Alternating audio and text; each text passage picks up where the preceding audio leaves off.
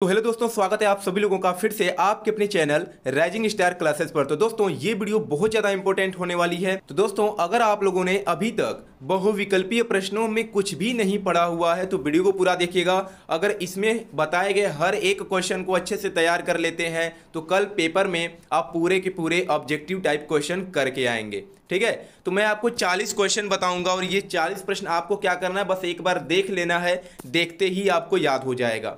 सबसे पहला प्रश्न है कि शिक्षा का उद्देश्य निबंध के लेखक हैं। ठीक है, बहुत ज्यादा इंपॉर्टेंट क्वेश्चन है। पहला ऑप्शन है भारतेंदु हरिश्चंद्र, दूसरा है संपूर्णानंद, तीसरा ऑप्शन है मोहन राकेश और चौथा है रामकृष्ण दास। तो शिक्षा का उद्देश्य निबंध के लेखक कौन है? तो डॉक्टर संपूर्णानंद हैं। ठीक है, दूसरा ऑप्शन करेक्ट हो जाएगा। दूसरा क्वेश्चन है कि लल्लू लाल की रचना है, क्या है? लल्लू लाल की रचना है सुख सागर, प्रेम सागर, परीक्षा गुरु या रानी केतकी की कहानी। तो इनमें से लल्लू लाल की रचना कौन सी है? तो लल्लू लाल की जो रचना है वो प्रेम सागर है। ठीक है, क्या है? प्रेम सागर है। और जो सुख सागर है यह किसकी रचना है? तो ये सदा सुखलाल की रचना है। ठीक है, और रानी केतकी की कहानी किसकी रचना है? तो इंसाअल्लाह खां की है। और परीक्षा गुरु किसकी रचना है? तो लाला श्रीनिवास दास की रचना है। तो चारों जो रचनाएं हैं बहुत ज़्यादा इंपॉर्टेंट है। और ये जो परीक्षा गुरु है यह मौलिक उपन्यास है। ठीक है, क्या है? मौलिक उपन्यास, तो पता होना चाहिए। पर्दा कहानी के लेखक हैं प्रेमचंद हैं कि जयशंकर प्रसाद हैं कि अमरकांत हैं या यशपाल हैं? तो पर्दा जो है कहानी विधा की रचना है और इसके लेखक कौन है? तो यशपाल हैं। ठीक है, कौन है लेखक? यशपाल। और इसकी विधा भी आपको याद होनी चाहिए। ये किस विधा की रचना है? तो यह एक कहानी विधा की रचना है। आवारा मसीहा के रचनाकार कौन है? विष्णु प्रभाकर, राम वृक्ष बेनीपुरी, राहुल सांकृत्यायन या रांगीय राघव? तो आवारा मसीहा के जो रचनाकार हैं या विष्णु प्रभाकर हैं। ठीक है, और आवारा मसीहा जो है एक क्या है? तो एक जीवनी है। ये भी आपको याद कर लेना है। ठीक है, विधा भी पूछा जाता है। तो आवारा मसीहा एक जीवनी है और यह किसकी रचना है?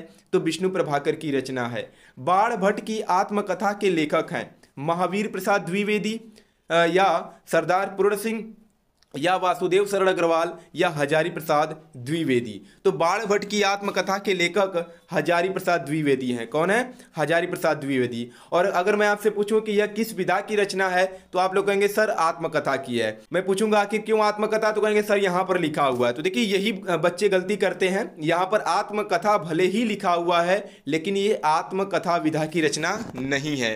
ठीक है, तो बाण भट्ट की आत्मकथा क्या है? तो एक उपन्यास है, आपको याद कर लेना है।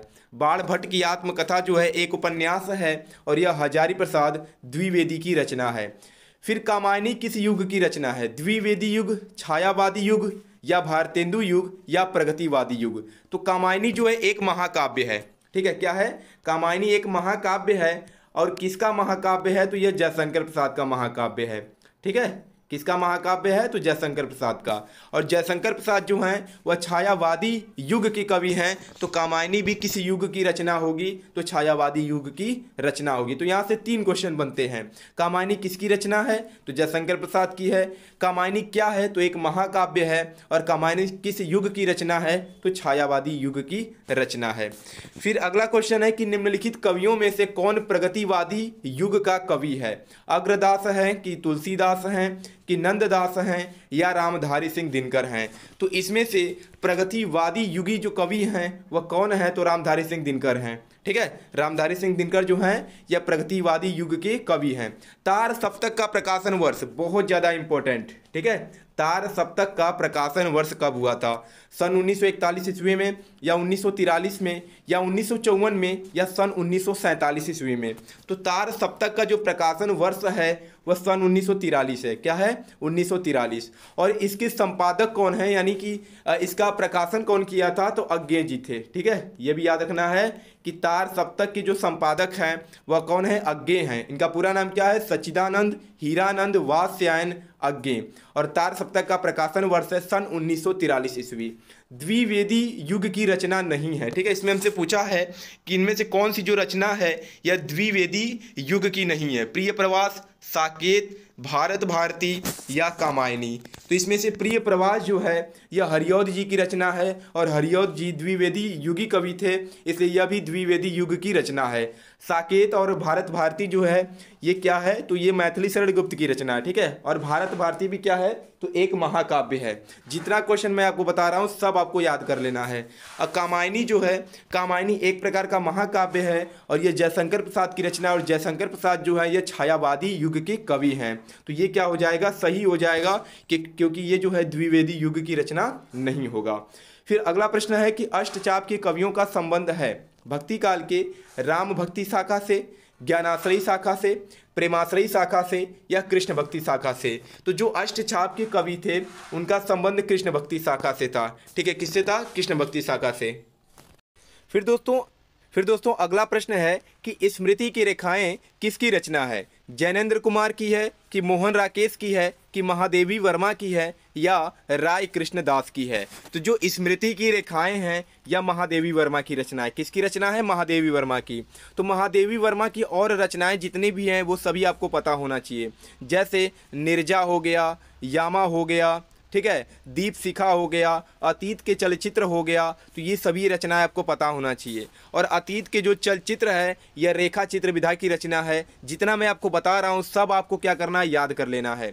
नासिकेतोपाख्यान के रचयिता हैं इंसा अल्लाह खां या सदल मिश्र या प्रताप नारायण मिश्र या काशीनाथ खत्री। तो नासिकेतोपाख्यान के जो रचयिता हैं यह सदल मिश्र हैं। कौन है, सदल मिश्र। फिर अगला प्रश्न है कि तपोभूमि रचना किस विधा की है, कहानी है कि उपन्यास है कि नाटक है या यह एक निबंध है। तो तपोभूमि जो रचना है यह एक उपन्यास है, ठीक है। किस विधा की रचना है, तो यह उपन्यास विधा की रचना है। नागरी प्रचारणी सभा की स्थापना कब हुई थी, द्विवेदी युग में हुई थी कि भारतेंदु युग में हुई थी या छायावादी युग में हुई थी या प्रगतिवादी युग में हुई थी। तो नागरी प्रचारणी सभा की जो स्थापना है यह द्विवेदी युग में हुई थी, यानी पहला ऑप्शन करेक्ट हो जाएगा।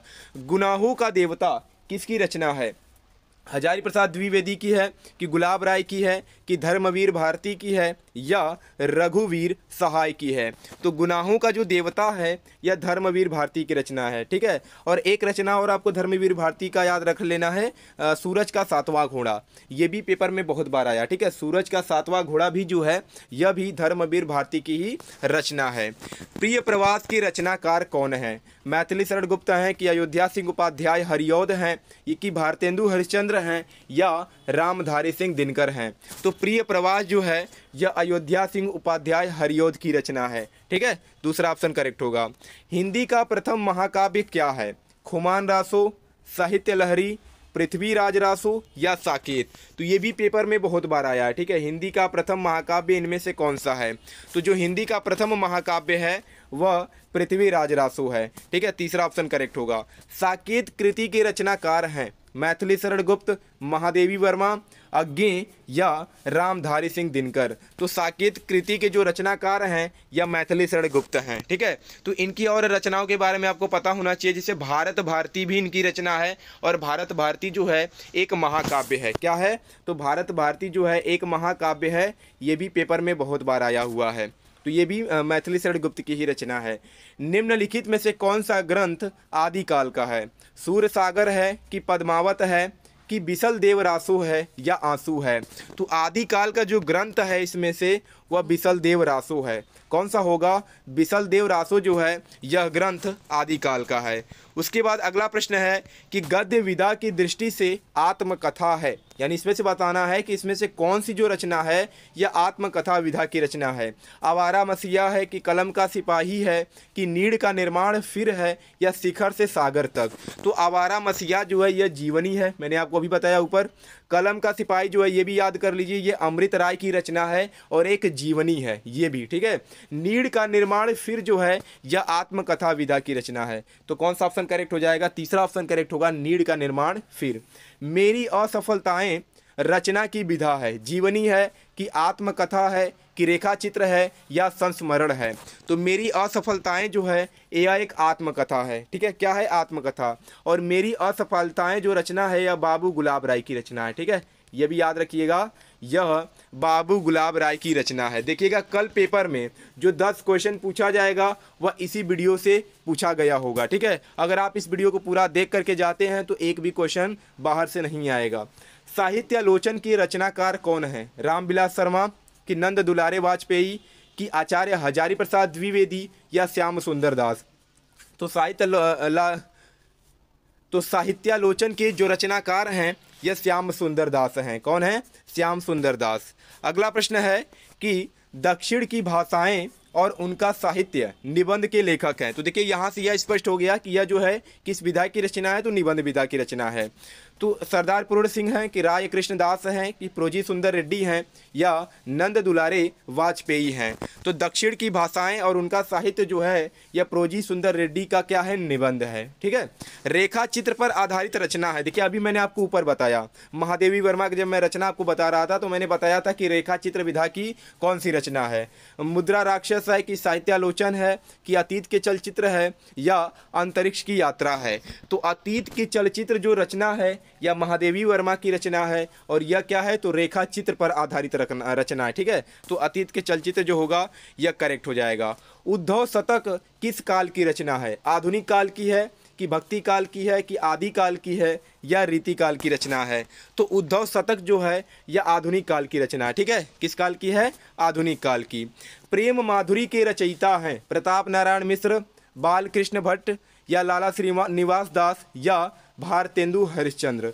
तो प्रेम माधुरी के जो रचयिता हैं या कौन है? बालकृष्ण भट्ट हैं, ठीक है। दूसरा ऑप्शन करेक्ट हो जाएगा, बालकृष्ण भट्ट जो हैं या प्रेम माधुरी के रचयिता हैं।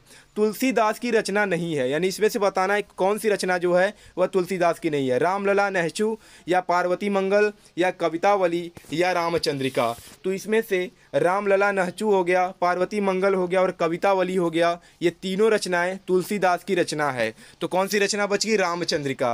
रामचंद्रिका जो है यह तुलसीदास की रचना नहीं है। प्रगतिवादी कवि नहीं है, इसमें से बताना है ऐसे कौन सा कवि है जो कि प्रगतिवादी युग का कवि नहीं है। शिव मंगल सिंह सुमन, श्रीधर पाठक, नागार्जुन या भवानी प्रसाद मिश्र? तो इसमें से भवानी प्रसाद मिश्र जो हैं यह ये क्वेश्चन थोड़ा सा डाउट है इसमें, तो आप लोग बताइएगा कि इसका कौन सा ऑप्शन करेक्ट होगा। हमको जहाँ तक लगता है या तो नागार्जुन होंगे या तो भवानी प्रसाद मिश्र होंगे, ठीक है। तो जिन बच्चों को आएगा कमेंट बॉक्स में बताइएगा कि इनमें से कौन से जो कवि हैं वो प्रगतिवादी युग के कवि नहीं हैं। सही सुमेलित कीजिए। भारत भारती एक महाकाव्य है, ठीक है। प्रणभंग चरित काव्य है, गीतिका वीर काव्य है और रश्मि रथी खंड काव्य है। तो सही सुमेलित इसमें से कौन सा है कि जो रश्मि रथी है ना यह एक खंड काव्य है, ठीक है। रश्मि रथी खंड काव्य। 11 नंबर क्वेश्चन है कि, ठीक है, ये मुहावरा था, ये नहीं करना है। हाँ आगे देखते हैं। जिंदगी और जोंक के लेखक हैं जयशंकर प्रसाद, अमरकांत, शिवानी या शिव प्रसाद सिंह? तो जिंदगी और जोंक के लेखक कौन हैं? अमरकांत हैं, ठीक है। अमरकांत जिंदगी और जोंक के लेखक हैं। हिंदी के रेखा चित्रकार कौन है? तो महादेवी वर्मा। और इनकी कौन सी रचना जो है वह रेखा चित्र पर आधारित है? तो अतीत के चलचित्र जो रचना है वह रेखा चित्र पर आधारित है। सरस्वती पत्रिका के संपादक कौन है? तो सरस्वती पत्रिका के संपादक महावीर प्रसाद द्विवेदी हैं, ठीक है। और 2 से 3 और पत्रिकाएं आपको पता होनी चाहिए, जैसे आनंद कादम्बिनी के संपादक डॉक्टर संपूर्णानंद हैं, हंस पत्रिका के संपादक मुंशी प्रेमचंद हैं और कवि वचन सुधा पत्रिका के संपादक भारतेंदु हरिश्चंद्र जी हैं, ठीक है। तो ये सभी पत्रिका आपको पता होना चाहिए। क्या भूलूं क्या याद करूं किस विधा की रचना है? क्या डायरी है कि गद्य गीत है कि आत्मकथा है या संस्मरण है? तो यह आत्मकथा विधा की रचना है। और किसकी रचना है? तो हरिवंश राय बच्चन जी की रचना है। गोरा बादल की कथा के लेखक हैं कौन है? कवि गंग हैं कि जटमल हैं कि पंडित दौलत राम हैं या राम प्रसाद निरंजनी हैं? तो जटमल जो है यह गोरा बादल की कथा के लेखक हैं। हिंदी साहित्य के आदिकाल के लिए बीज वपन काल नाम दिया है रामचंद्र शुक्ल ने, महावीर प्रसाद द्विवेदी ने, राम कुमार वर्मा ने या हजारी प्रसाद द्विवेदी ने? तो बीज वपन काल जो नाम दिया है आदिकाल के लिए वो महावीर प्रसाद द्विवेदी ने दिया हुआ है। कबीर के गुरु का क्या नाम था? तो सबको पता होगा रामानंद, ठीक है। कबीर के गुरु का नाम रामानंद था। यामा रचना है जयशंकर प्रसाद की कि सूर्यकांत त्रिपाठी निराला की कि महादेवी वर्मा की या राम कुमार वर्मा की? तो महादेवी वर्मा की रचना है। अब देखिए राम कुमार वर्मा के बारे में भी आपको कुछ जानना जरूरी है। राम कुमार जो वर्मा हैं, ठीक है, ये एकांकी के सम्राट कहे जाते हैं, ठीक है, या एकांकी के जनक कहे जाते हैं। और इनकी एक रचना है दीपदान, जो कि किस विधा की है, एकांकी विधा की रचना। तो ये रचना जो है बार बार पेपर में आता रहता है। निम्नलिखित में से हिंदी साहित्य का स्वर्ण युग है, तो भक्ति काल को हिंदी साहित्य का स्वर्ण युग कहा जाता है, ठीक है, चौथा ऑप्शन करेक्ट हो जाएगा। निम्नलिखित में से कौन सी रचना द्विवेदी युग में लिखी गई है, कामायनी, तार सप्तक, प्रिय प्रवास या ग्राम्या। तो इसमें से जो प्रिय प्रवास है यह द्विवेदी युग में लिखी गई है, और इसके लेखक कौन है, तो अयोध्या सिंह उपाध्याय हरिऔध जी हैं, ठीक है। तो दोस्तों इतने क्वेश्चन, आगे और दिया हुआ है, इसको भी देख लेते हैं। गुड़िया भीतर गुड़िया किस विधा की रचना है, तो यह जो है यह आत्मकथा विधा की रचना है, दूसरा ऑप्शन करेक्ट हो जाएगा। प्रजा हितैषी समाचार पत्र का संपादन किसने किया था, तो प्रजा हितैषी समाचार पत्र का संपादन राजा लक्ष्मण सिंह ने किया था, ठीक है। पैरों में पंख बांधकर, ठीक है, पैरों में पंख बांधकर यात्रा वृतांत कृति है राम वृक्ष बेनीपुरी की है, कि डॉक्टर संपूर्णानंद की है, कि मोहन राकेश की है, या वासुदेव सड़र अग्रवाल की है, ठीक है। तो पैरों में पंख बांधकर जो यात्रा वृतांत कृति है यह राम वृक्ष बेनीपुरी की रचना है। परीक्षा गुरु के रचनाकार हैं श्रीनिवास दास हैं, कि मनोहर श्याम जोशी हैं, कि राजेंद्र यादव हैं, या श्रीलाल शुक्ल हैं। तो परीक्षा गुरु के रचनाकार श्रीनिवास दास हैं। प्रारंभिक गद्य लेखकों में से दो राजाओं में से एक हैं, तो प्रारंभिक गद्य लेखकों में से दो राजाओं में से एक कौन है, तो शिव प्रसाद सितारे हिंद हैं। सूकर खेत नामक स्थान संबंधित है, तो कहाँ से, तुलसीदास से, ठीक है। फिर अगला प्रश्न है कि हिंदी साहित्य के आदिकाल की रचना नहीं है, पृथ्वीराज रासो, परमाल रासो, पद्मावत या विद्यापति पद्मावली, ठीक है, पदावली, ठीक है। तो इसमें से कौन सी रचना आदिकाल की नहीं है, तो पद्मावत जो है या आदिकाल की रचना नहीं है। रीतिकालीन कवि हैं द्विज देव जो हैं यह रीतिकालीन कवि हैं। तार सप्तक के संपादक कौन है, तो मैंने आपको ऊपर बताया अज्ञे जी जो हैं वह तार सप्तक के संपादक हैं। चांद का मुंह टेढ़ा के रचनाकार हैं धर्मवीर भारती, गिरिजा कुमार माथुर, या गजानन माधव मुक्तिबोध, या भवानी प्रसाद मिश्र। तो गजानन माधव मुक्तिबोध जो है यह चांद का मुंह टेढ़ा के रचनाकार हैं, ठीक है। तो इतना क्वेश्चन आपको क्या करना है, तैयार कर लेना है। अगर आपको कुछ क्वेश्चन में डाउट है तो एक बार फिर से वीडियो देखिए और सभी प्रश्नों को अच्छे से याद कर लीजिए, क्योंकि इसमें पूछा गया हर एक क्वेश्चन जो है अपने आप में बहुत ज़्यादा इंपॉर्टेंट है और लगातार पेपर में पूछा गया है। तो एक एक प्रश्न आपको आना चाहिए, ठीक है। अगर केवल ये वीडियो आप देख करके पेपर देने के लिए जाते हैं तो जो 10 नंबर का क्वेश्चन आएगा उसको आप आसानी से कर लेंगे। और इसके अलावा जो बीच बीच में मैंने आप लोगों को अन्य भी रचनाओं के बारे में और कवियों के बारे में बताया है, अगर उसको भी आपने ध्यान से सुना है तो एक भी क्वेश्चन आपका नहीं छूटने वाला है, ठीक है। तो चलिए मिलते हैं नेक्स्ट वीडियो में एक नए टॉपिक के साथ, तब तक के लिए धन्यवाद।